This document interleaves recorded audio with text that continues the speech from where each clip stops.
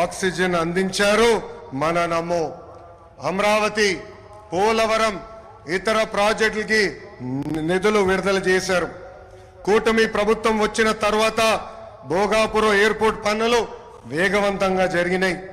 ఎన్ని ఇబ్బందులు ఉన్నా ఇచ్చిన ప్రతి హామీ నిలబెట్టుకునే దానికి మన సిబిఎన్ ఆర్నిసలు కష్టపడుతున్నారు.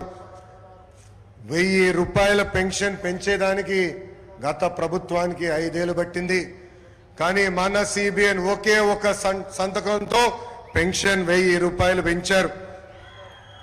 మూసేసిన అన్న క్యాంటీన్లు తిరిగి ప్రారంభించారు. దీపం పథకం ద్వారా ప్రతి గడపకి ఉచితంగా గ్యాస్ సిలిండర్లు అందజేస్తున్నారు. త్వరలో కూడా mega DSC, that is CBN. ఈ రోజు చరిత్రలోనే నిలబడే రోజు. రాష్ట్ర దశ మార్చే ప్రాజెక్టులు మన నమో శంకుస్థాపన చేయబోతున్నారు. ఉత్తరాంధ్ర ప్రజల కోరిక రైల్వే జోన్. గత ప్రభుత్వం కనీసం భూమి కూడా కేటాయించలేదు. కూటమి ప్రభుత్వం వచ్చిన తర్వాత రైల్వే జోన్ ట్రాక్ ఎక్కింది. 2 లక్షల కోట్ల ప్రాజెక్టులు ఈరోజు మన నమో శంకుస్థాపన చేయబోతున్నారు. 1,85,000 కోట్లతో పొడిమడకలో ఎన్టీపీసీ గ్రీన్ హైడ్రోజన్ హబ్ ఏర్పాటు కాబోతుంది. నక్కపల్లిలో 1877 కోట్లతో బల్క్ డ్రగ్ పార్క్, అనేక రోడ్ల ప్రాజెక్టులు, రైల్వే ప్రాజెక్టులు ఈరోజు ప్రధానమంత్రి గారు శంకుస్థాపన చేయబోతున్నారు. రాష్ట్ర ప్రజల తరపున నమో గారికి నేను కృతజ్ఞతలు తెలుపుకుంటున్నాను.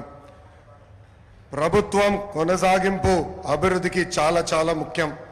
నరేంద్ర మోడీ గారు 3వ ప్రధానమంత్రి అయ్యారు. 3వ దేశంలో ఎన్డీఏ ప్రభుత్వం ఏర్పడింది. అందుకే దేశంలో అన్ని రంగాల్లో అభివృద్ధి చెందుతుంది.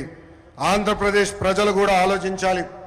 2014 నుంచి 19 వరకు ఎన్డీఏ ప్రభుత్వంలో రాష్ట్రం ఎలా అభివృద్ధి చెందిందో మీరందరూ చూశారు.